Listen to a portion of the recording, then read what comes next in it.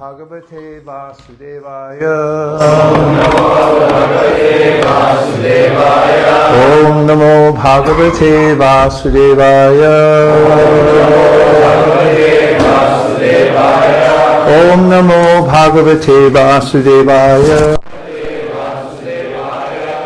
Narayanam Namaskritya Naram Chaiva Narottamam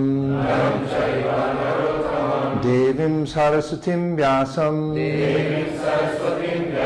Tato Jayam Udiraye. Good morning, everyone. Hare Krishna. It's okay.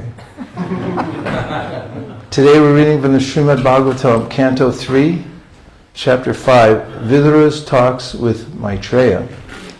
And that's Chapter 5. We're taking up at text number 30. And the text is as follows. We have Aham Tattvad Bhikur Vanan Mano Vaikarikad Abhu Vaikarikash Chayedeva Artha Vivyanjanam Yata Aham Tattvad Vikur Vanan Mano Vaikarikad Abhu Vaikarikash Chayedeva Artha Vivyajanam Yata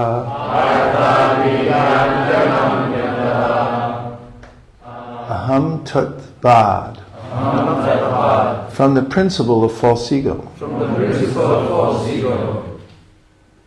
Vikur Vānat. By transformation. Manaha. The mind. By karikad. By interaction with the mode of goodness. Abhut. Generated. Vaikarika. By interaction with goodness. Cha. Also. Ye. All these. Deva. Demigods. Artha. The phenomenon. Abhidyajnanam. Physical knowledge. Yata. The source. The false ego is transformed into mind by interaction with the mode of goodness. All the demigods who control the phenomenal world are also products of the same principle, namely the interaction of false ego and the mode of goodness. Purport. False ego interacting with the different modes of material nature is a source of all materials in the phenomenal world. We say the Mangala Charana together. Om Jnana Timirandasya Jnananjana Shalakaya Chakshurundilitam Nena Tasmai Shri Gurave Namaha Vansha Kalpatarubhyascha Kripa Sindhubhya Evacha Patitanam Bhavanebhyo Vaishnavebhyo Namo Namaha. Jai Shri Krishna Chaitanya Prabhu Nityananda Shri Advaita Gadadhara Shivasadi Gaura Bhaktavrinda. Hare Krishna,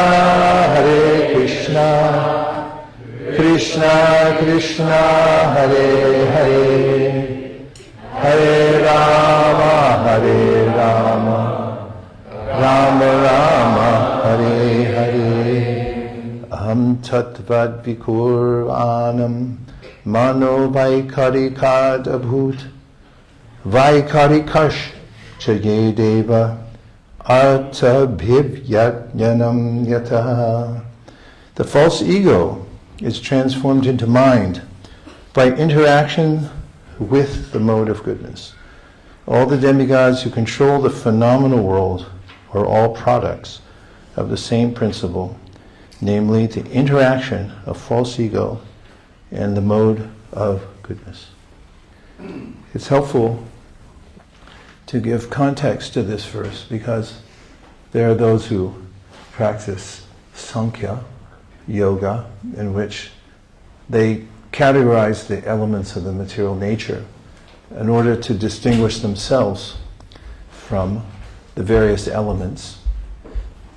Ordinarily not an easy task, as Devahuti mentions to Kapiladev when she says, it seems as though I am part of the material nature and the mind constantly coaxes me to take advantage of the so-called pleasures of the material world, and there's no end to it. However, those who simply analyze the material elements without coming to the point of understanding where they come from, what their purpose is, and who's behind it all, and what our relationship is with the person who's behind it all, are left wanting. In fact, they can't attain anything which is sustainable.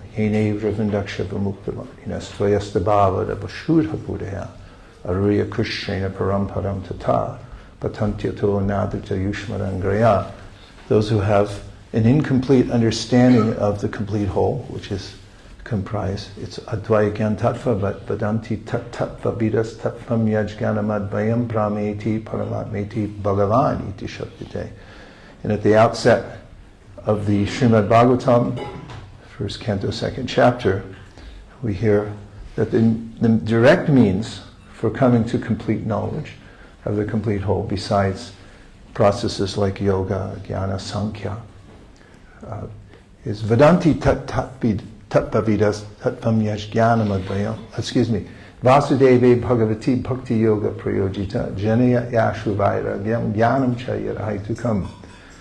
Bhagavatam goes straight to the cure before going into all the details, just to give a preamble that this is where we're going.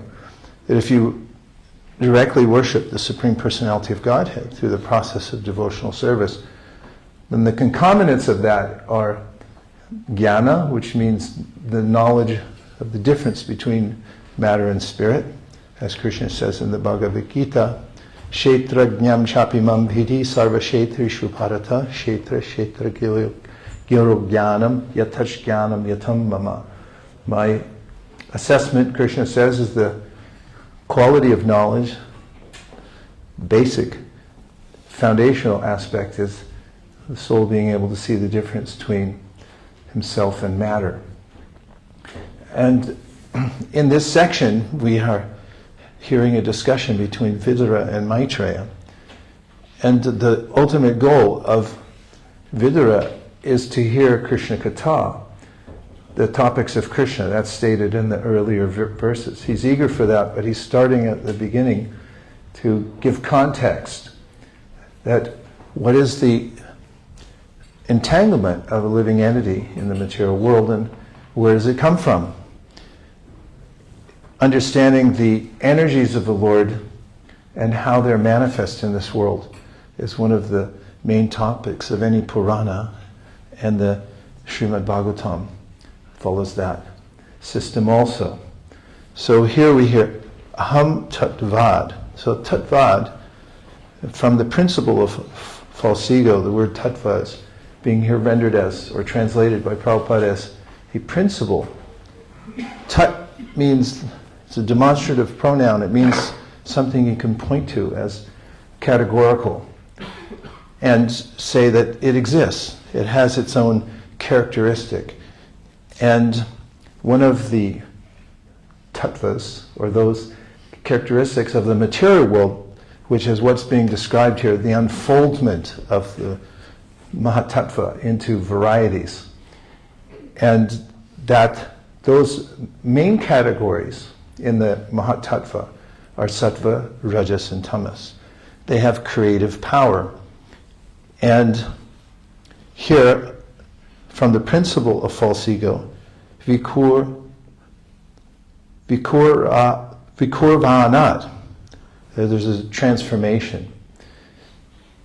This starts, as described early in the Bhāgavatam, that gives, in the second chapter, again, Divinity, Divine Service, a summary of how creation unfolds in the material world and who starts it. That's the most important part. There's a way in which, once we're ensconced in the material energy, it's hard to see where we came from. Narupam asyeha tato palabhyate nanto nachadir natasam pratishta ashvatamenam savarudam ulam Saṅkarṣaṇa tritena chitva. Therefore, Krishna says in the Bhagavad Gita, you can't see its form. You don't know the form of the material world. Narupam asyeha tato palabhyate nanto. You can't see where it begins or ends. Nanto nachadir natasam pratishta. You can't even see where you're standing. Ashvatamenam, so he compares it to an ashvata, a banyan tree. Ashvatamenam suvarudamulam, and it's deeply rooted. Saṅkarṣaṇa dridhena chitva. So you have to have a means to cut down this tree. It's called asanga, or non-attachment to the material world, which then is implied in the second part of the verse, tatakparam tat parimargitavyam yasmin gata nanya vatanti bhuya tameva chadyam purusham prapadye yatak praviti prashita purani, which means that you should have your attention pointed towards the origin of it all. Again, it's pointing tat. Where do you go once you cut down this tree, this amorphous tree where you don't know, you don't have any bearing, know your bearings in this tree? But he says, by the power of the Shastra and by knowledge, you can cut down this tree, by good association, and then tatak param tat. Now you can point towards the original cause of everything, as in Om Tad Vishnu Paramam Param Sada Pashanti Suryoho Diviva Chaksha Tatam Tapipraso Vipanyavo Jagrapam Sahasmin Te Vishnu Yat Paramam Param. Those who are able to do this through the process of devotional service, although standing in this world, they have their attention pointed towards Tat, Om Tad Vishnu Paramam Param, the supreme abode of Vishnu and Vishnu himself. And in the Divinity and Divine Service, we have a description in 4 verses, starting with number 30. How does that start? Saevedam sasarjagre bhagavan atmamaya sarasad rupaya chaso gunamaya guno vibhu. So this verse, Saevedam sasarjagre, it's talking about the process of creation as being described here. Saevedam sasajagre bhagavan atmamaya. How is the creation taking place? And Prabhupada dedicates, I think, one of the longest, if not the longest, purport in all of his books in the Adi Lila Chaitanya Charitamrita, describing Saṅkarṣaṇa, who he is and how the living entities are. He's the reservoir of all the jīvas and how the material world is created. What is the cause of the material creation? And I'll just give you a brief conclusion of that very long paragraph. It doesn't come from nothing. That's a logical fallacy, that something comes from nothing. And so Prabhupada spends pages describing in various ways how it's not possible for something to come from nothing. There is someone there, and that there's something coming from him. Saevedam sasaja Bhagavan Atmamaya. It's Bhagavan. It's the supreme absolute truth, the source of everything, and it's Atmamaya. It's his energies that are, through which he transforms the Mahatattva, the material world, and it goes into varieties, which we're in the midst of that now. He's just describing how one of the elements of the Lord's creation, the sattva gun, which has the potency for knowledge and equilibrium, is manifesting the mind, and also the devas. Sa evidam sasadragre bhagavan atmamaya sadasad rupaya chaso gunamaya guno vibhu. So it goes on, the summary by Sutta Goswami, who's saying sadasad, the cause and effect, there's an ingredient cause and efficient cause. The ingredient cause is the elements of the material world, which start off as pradhana, and then sadasad, then by the glance of the Supreme Lord, as described in the Brahma Samhita, Atmana Mayaya Ramamanasya Naviyogas Tayasaha Atmana Ramaya Remi Tekvakalam Shashikshaya. Says Brahma that Mayaya Ramamanasya, Aramamanasya means that the Lord doesn't have really any connection to the material world. Atmana Ramamanasya Naviyogas. But viyoga means completely cut off, like yoga means connection, and viyoga means it's not connected, so na viyoga. But at the same time, he's not completely separated from the material world. Na viyogas tayasaha. Atmana ramaya rene tekvakalam shikshaya. How does he stimulate the external feature of his energy, which is his binna prakriti, separated from, how does he stimulate that? He glances at it. We know that also from the Bhagavad Gita, mayadhyakshena prakriti. He says it's his eyes. What's in a glance anyway? Anywhere you look, even as living entities, we have some, like if you look at somebody right now, they're like, stop looking at me. Or if you're driving on the M25 and you lean over and look at somebody, they'll try to run you off the road, because our glance has some power. What to speak of Mahavishnu? When he looks at the material energy, then everything starts to take place. But how does it take place? How does he have connection but non-connection at the same time? Mayaya Ramamanasya Naviyogas Tayasaha Atmana Ramaya Remi. Rama Devi is the consort of the Lord. It's his Yogamaya potency. He never touches the external energy. He employs his internal energy, which then is a conduit. And his glance takes a form of Shambhu, which is personification of the effulgence of the Lord's glance. As it goes to the material world, Rama Devi, as a servant of the Lord, accompanies Shambhu. She's an expansion of the Lord, as all energies are.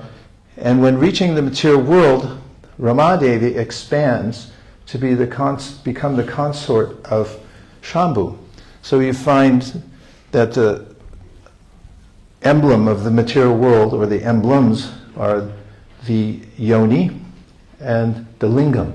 So Shiva is Shiram Yatara Kara Vishesha Yoga Sanjayate Nahitata Pratagasti Heto Shambhutam Apitata Yashambhutam Tata Samupaiti Karyat Govindamadi Purusham Tamahamaja. If you take yogurt, if you take milk and it's touched by acid, it transforms. So Shiva, Shambhu, is the personality of Godhead, only that aspect that has connection to the material world. But the Lord himself doesn't have any direct connection.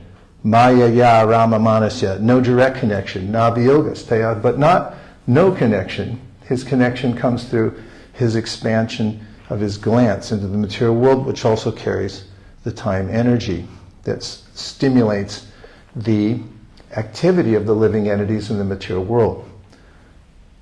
Continuing in the summary that's given in the Divinity and Divine Service.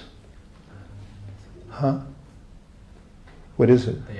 Taya vilashatesheshu guneshu gunavaniva antak pravishta abhati viknanena vrajumbrita. So this gives a similar idea that the Lord never has anything to do with the material energy. He's always in his transcendental position. And then the next verse gives an example Yata yavahito vanir darushve kasayonishu nani vapati bishmatma bhuteshu cha tata puman. Sutta Goswami is saying that the Lord, although he has nothing to do with the material nature, he enters it as the supersoul, as the suhrit, or the friend of all living entities. Eko pyasari charitum jagaranda kotim yach shakti rasti jagaranda chayayaranta andanta rasta paraman chayantarastam govindamari purusham tamam bhajami. Brahma confirms in his Samhita that he expands himself into every atom, and there he is within the heart of every living being to oversee the activities of the Lord. And getting back to much of the point of today's verse is the next summary verse in the Divinity Divine Service, which says, Asau gunamayir bhaver bhuta sukshmendriyam mabi swanirmiteshu nirvishto bhunte bhuteshu tad gunan. Asau means that Lord. Asau gunamayir bhaver ebi Asau gunamayir bhuta sukshmendriyam mabi. So what's happening is, because of a perverted desire to enjoy separately from the Lord, the all-accommodating potency, the Lord's expanding and accommodating potency in the form of the material world. And Asau gunamayera bhuta sukshmendriyamavi, he enters the hearts of every living being, and he gives remembrance of the living entity's desire, and then he empowers the various modes of nature to assist the living entity in this virtual experience of the material world. You get 8,400,000 free rides you can go on to see if you can get a little something out of the material nature, which you can't. But he offers that facility for all living entities. Bhuta sukshendriyatma viswa nirmiteshu nirvishto bhunte bhuteshu tagunan. And he does it by empowering the modes of material nature. So that's what's being described here. Aham tattva vikurvanam. He, the Lord, uses the three modes of material nature to divide the nondescript pradhan, the mahatattva, into various entities. And by entities, there's a hierarchy Krishna mentions in the 3rd chapter of the Gita, near the end, when he says, what's the verse? The hierarchy. Indriyana prayanyahur indriyepya paramanaha manasastu parabhutir yo budhe paratastu saha. Lowest of all are the senses. And above the senses is the mind, above the mind is the intellect. And above the intellect is the soul. And of course above the soul is the super soul. And we'll find in subsequent verses that the Lord's using the modes of material nature as he transforms them, and the subtle energies of the Lord become grossified in the material world as facilitators of the living entity's desire to enjoy the material world. So you basically get your, what is it, little helmet you put on with your goggles, right? Is that how virtual reality? I've never done it, but you put on a little mask and you get some tactile sense, so you can touch an apparent world. It's not really there. It's illusory. You think you're interacting with, but it's through the nexus of the false ego, which is that little cord that connects you to the machine that makes you think you're interacting in the material world, which Krishna describes. And I'll stop in a second here. In the 15th chapter of the Bhagavad Gita, he says, Shotram chakshu sparshanam cha rasanam granam eva cha adhishtanam manaschaiva. Shotram chakshu sparshanam cha rasanam granam eva cha adhishtayam manaschayam vishayan upasevate. He says, according to the desire of the living entity from the last life, or the life, even if it was the last life before all the living beings were absorbed back into Mahavishnu and they come back out again, then exactly in the way that the living entity had developed his or her consciousness, then through the accommodating potency, through these modalities, he's instrumental in giving them a perfect virtual reality set. Shotram, chakshu, sparshanam, cha, rasanam, granam, eva, cha. These are all the senses. And the senses are meant specifically to interact with specific objects in the material world. And in fact, as Hamsa Avatar describes in the 11th Canto, when we come into the world, each one of our senses already has its counterpart.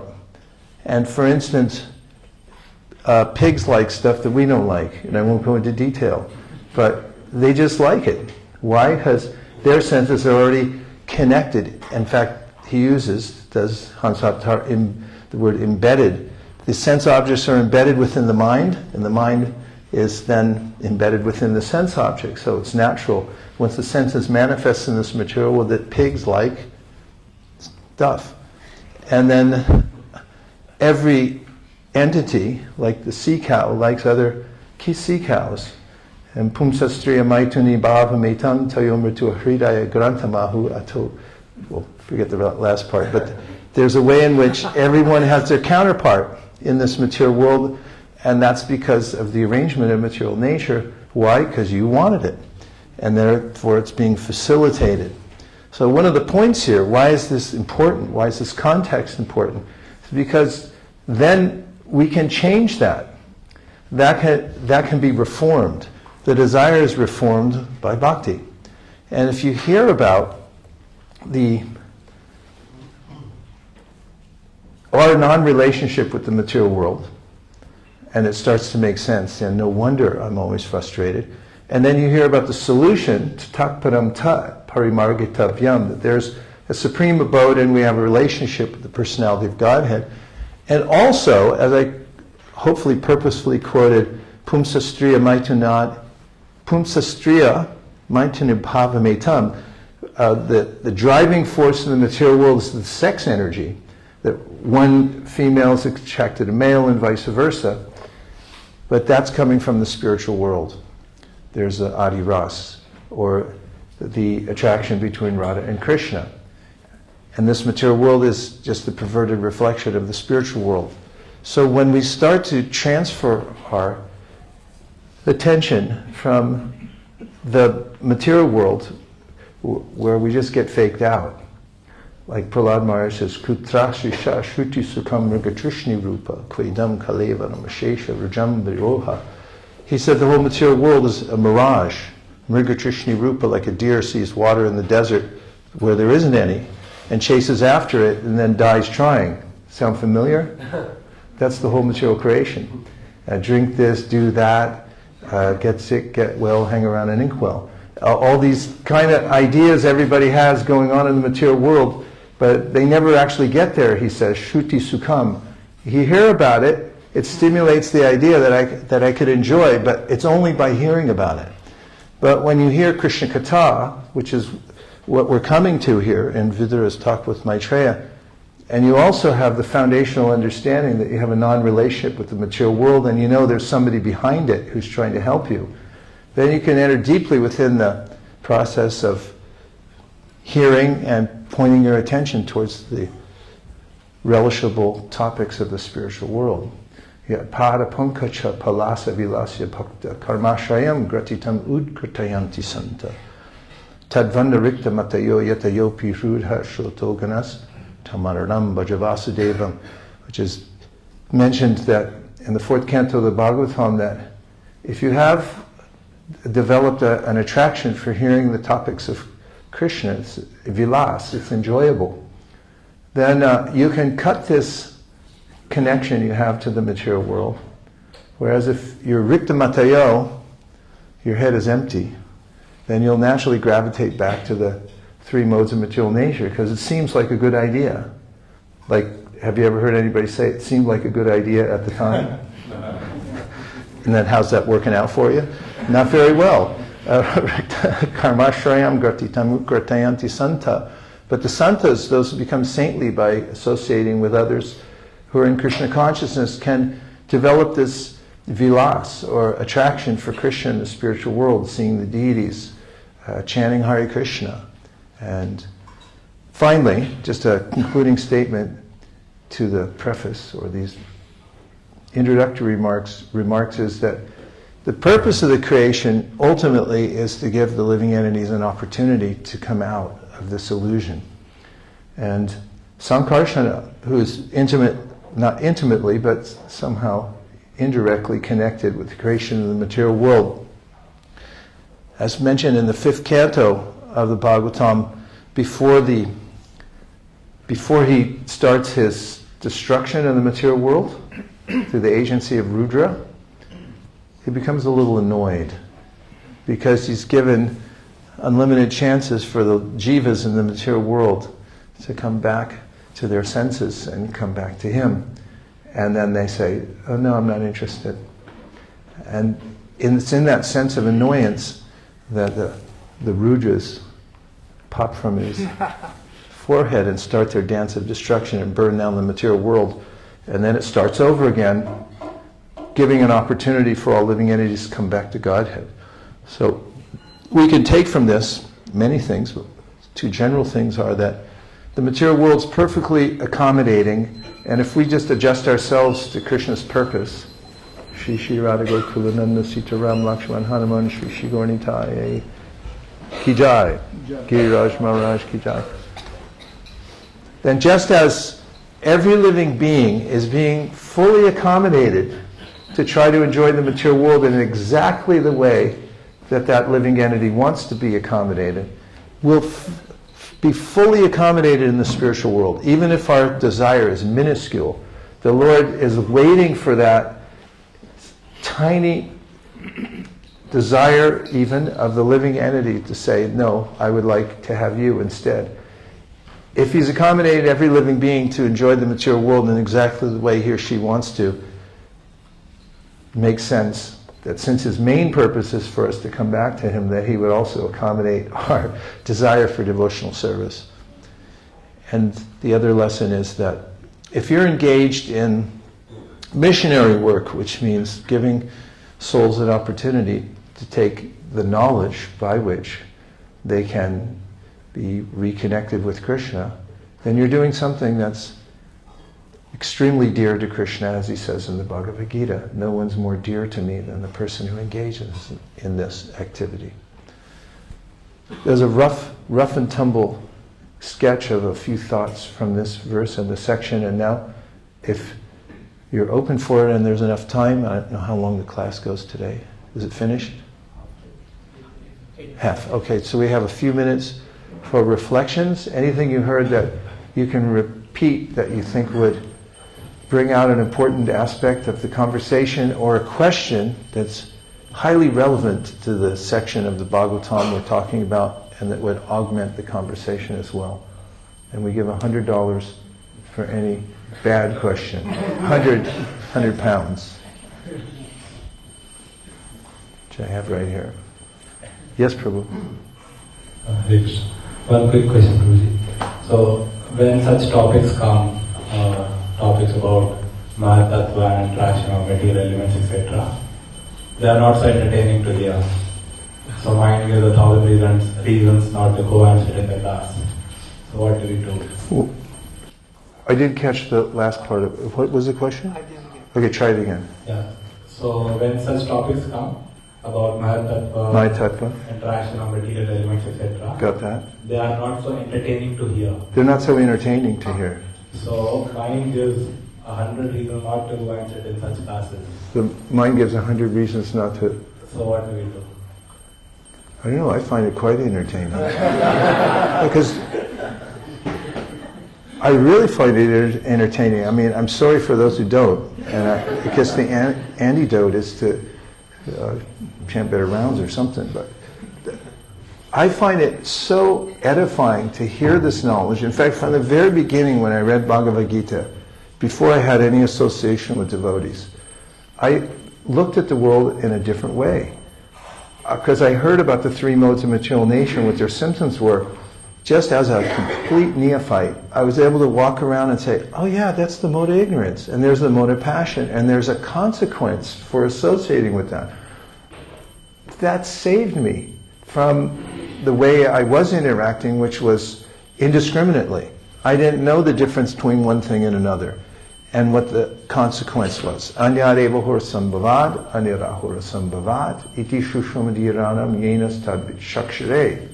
Sri Upanishad says the sages have sorted these things out for us and given us a clear distinction between that which is good for us and that which is bad for us. And one result is obtained by meditating on the supreme cause of all causes, and a different result, which isn't good, comes from meditating on that which is not supreme.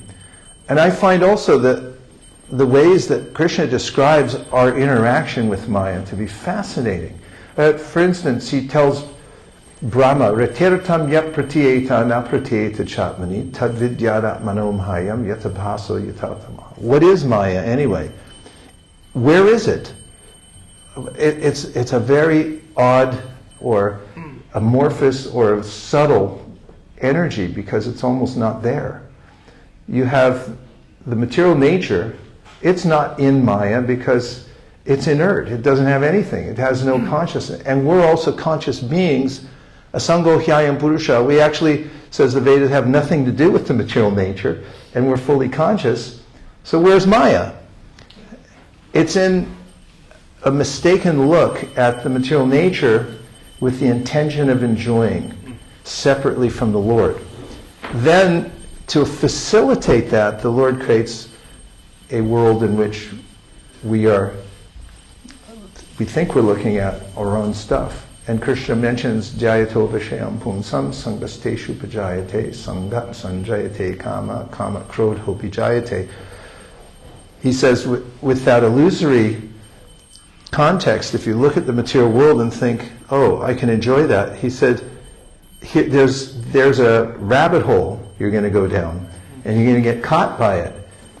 All the mechanics of that can be very, very interesting because we have the benefit of being in Maya. That's a good thing, or not.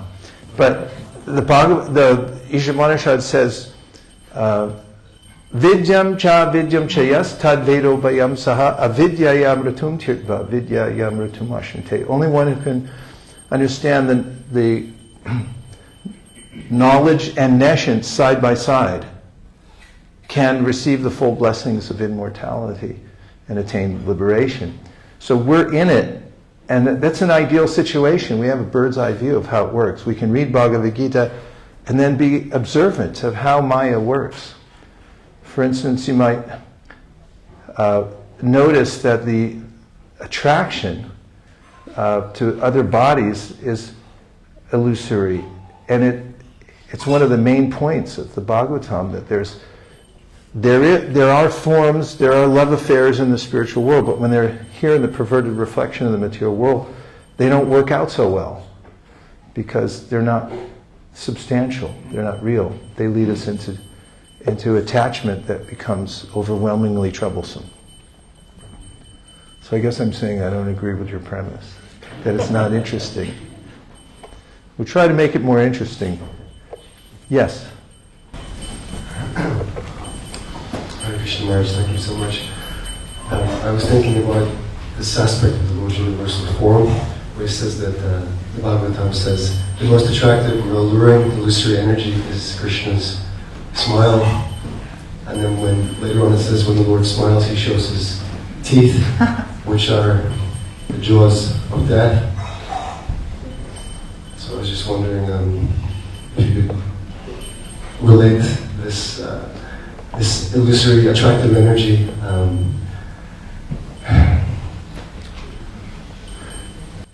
Well, Prabhupada gives the example of the cat who picks up the kitten with its teeth, and the rat, when a cat picks it, well, let's make it a mouse. Nobody likes to hear about rats, right? But then a poor mouse gets in. It's a tough subject, but I'm going to have to go there.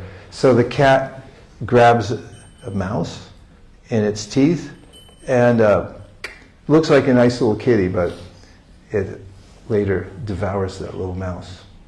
Whereas when there's the kitten, then the mother cat picks up the kitten in her teeth and very lovingly carries her to safety and takes care of her and licks her and stuff like that. So when we're bhaktas, in fact, the whole material creation is for the bhaktas. Paritranaya sadhunam vinashaya tuduskritam. Krishna really comes for the sadhus, for those who are devotees, to reclaim them and give them an opportunity to come back to him. So it really depends on our disposition. If we're in the mindset that I'm the king of the world, then we'll get really scared by Maya. Bhayam dvitya abhinibeshatasya ishad apetasya viparya yosmiti, says Abhiyogendra, that there's a way in which when we have this perverse mentality that I'm a competitor of the Supreme Personality of Godhead, there is no God, or if there is, I'm Him, etc., then we become filled with fear because we see those teeth as death coming to devour us. And Mrityu sarva harashchaham, Krishna says in the Bhagavad Gita, okay, if you weren't able to develop any kind of connection to me through knowledge, through work, through devotion, then I'll tell you what I'm going to do for you, little fella. I'll show up as death and scare the bejeepers out of you, like rah. And then, death is kind of a mighty form of the Lord that comes and says, wake up, little jiva. This is a real thing you're involved with. Well, it's an illusory thing you're involved with here in the material world, but it's highly consequential. And death can be very clarifying, right? Absolutely. Yeah. I was with my mom when she passed away. I had a really close relationship with her. She said something to me as a soul, not as my mother, before she passed. A few days before she passed, she said, I never want to have to do this again. I was like, what did you just say? Who was that? It was a soul inside the body of my so-called mother who said that. And death, Krishna comes according to our disposition as the mother cat and just pulls us out of the material world, whereas all-devouring, fearsome death. One more question. Yes? Hare Krishna. We need a microphone in 7 seconds or less to Vishaka Devi, or your money back from today's class. Thank you for the very enlightening class. In the verse, the false ego plus the mode of goodness creates the mind. And then elsewhere we learn that the false ego plus the mode of passion creates intelligence. Can you explain? Because when we're thinking about the opposite. The mind is, in its original state, is representative of the Mahatattva, which is in the mode of goodness. And the mind is neutral, but the intelligence is creative. Creation comes from Rajogun. From the Mahatattva, then comes the tiny influence of Rajogun, which then grows into, also descends into Tamagun due to the various ways in which the modes compete with one another. And the intelligence, because it's there to calculate, measure the material world, how long is it, how high is it, where am I going to set up my house, how am I going to have a family, how am I going to get elected as the governor of this state, and so forth, all goes on in the intelligence, so that's Rajagun. So that's the nature of those two entities. Nonetheless, when either of them, as Krishna describes at the end of the 3rd chapter of the Bhagavad Gita, as I referred to earlier, is purified, then they become the tools by which we can extricate ourselves from the material world. Sufficient? Okay. Vishwambar Prabhu, you have 30 seconds.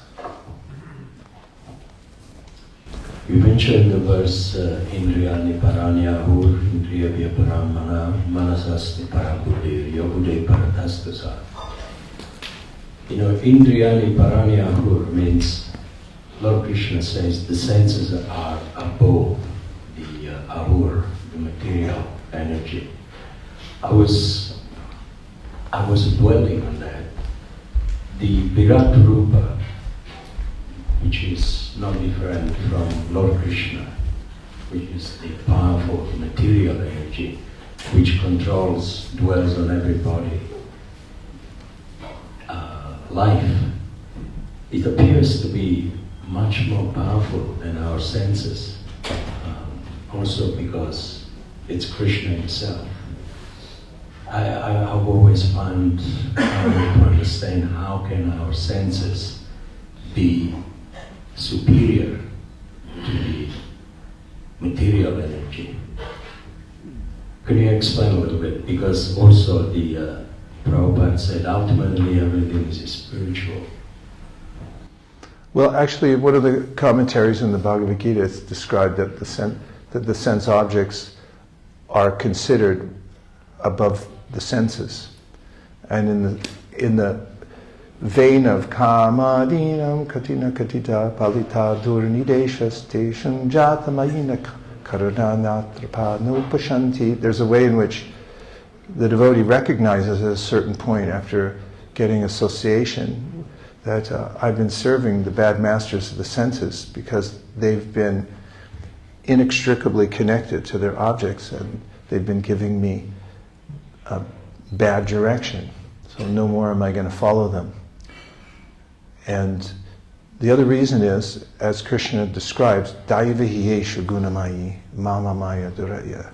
Although in the hierarchy described by Krishna, Bhumir Apo Anulovayu Kamaro Bur Evacha Ahankara Itya Me Bina Prakritirashada, he says these are the lower energies.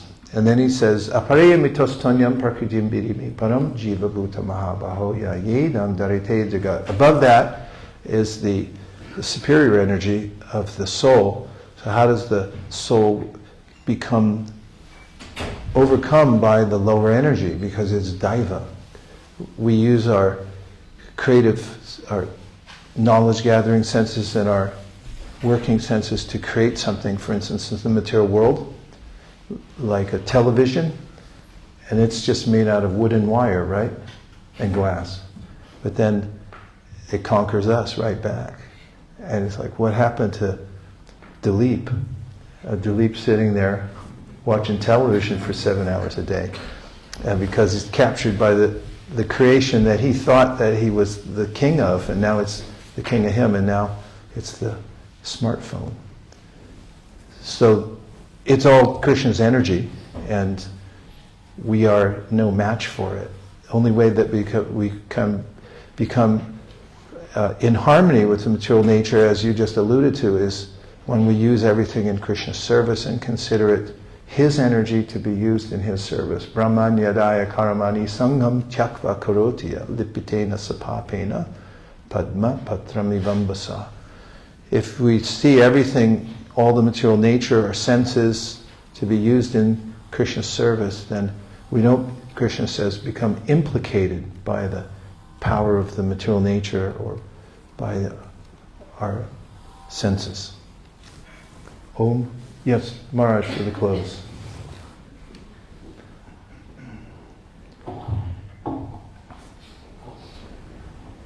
Thank you so much. Just on this theme of hearing about Maya, we hear in the Bhāgavatam, Shrinvatam Svakatha Krishna, that we should always hear about Krishna. But 2.753 of the Bhāgavatam also says, Shrinvata Shradaya Nityam Maya Yatma Nanuyati. That you should also constantly hear about, chant, remember Maya, but in relation to Krishna. And if you do constantly hear about Maya in relation to Krishna, then Maya Yatma Nanuyati, then you'll never become bewildered by Maya. Yeah, and I just thank you for bringing that up. So important. It closed an important gap here. And there's a way in which the Bhagavatam does that for us. Krishna says in the Gita, Vita Raga Bhaya Krodha. There's 3 psychological malconditions that we have to overcome in order to become rectified. And those 3 categories, Raga, undue attachment to the material nature, Bhaya, which means a fear of one's personal existence and a relationship with a personal God, and Krodha, which means anger at so many competing ideas and confusion about the whole thing that you just become an atheist. And the Bhagavatam, very gently, through nested stories, takes us on a storybook tour and unravels every one of those and all the subcategories that come under them so that we become free to hear about Krishna, and we have no more doubts about our non-relationship with the material world and that we're eternally related to Krishna. Sanitya nitya sambandha prakritischa paraivasa. We have an eternal kinship with the Lord. And one of my favorite verses, asango hyayam purushaha. Little jiva, nothing to see here. In fact, there's a sign in Mayapur when you walk into Srila Bhaktisiddhanta Saraswati Thakur's compound area. Before you get to his samadhi, you get off, in that rickshaw area and you walk through. There's a little building there. I don't know what's in it, but there's a sign that says, "There's nothing to see here." My favorite sign. And I thought you could just put that up on the material world. Little jiva, there's nothing here for you, little fellow. Let's move on now. And then there's the 10th canto we can enter into, through which it becomes a solid fact that our relationship, Vikritam Braja Badubiraham Cha Vishnu Shradhanvito Nashinu Yad Atavarna Yad. When we have that context, that Shraddha, we have nothing to do with the material world and Krishna is real, then when we hear about Krishna in the spiritual world, then we have nothing more to do with the material world, even if we're here still. We've checked out. Except for our involvement for service here in the material world, otherwise, nothing to see here. Thank you very much, everyone. I have to stop because I'm over time, right? It's 8:35. Dear Srila Prabhupada, dear Shri Chaitanya Mahaprabhu, Shri Shri Panchatattva, Shri Shri Gaurnitai, Shri Shri Sita Ram Lakshman Hanuman, Shri Shri Radha Gokulananda. If you so desire, please empower us to read all of Srila Prabhupada's books 100 times each before we scroll next on our phones. Please give us compassion for all the people of the UK who think it's okay to throw garbage in the street and drive on. Please let us go door to door, shop to shop, use every aspect of the internet to introduce people to the beautiful form of Lord Krishna and the Srimad and all of Srila Prabhupada's books. And please let us be kind friends to all living beings, starting with all our God brothers, God sisters, and brethren within the devotional community. Thank you for considering our request. Om Tat Sat. Everyone agrees with this prayer in whole or in part. Please unmute and say Hare Krishna. Hare Krishna. Vancha kalpaduruscha kripa sindhaveva patitanam bhavanebhyo vaishnavebhyo namo namaha ananta koti vaishnavi ki jai.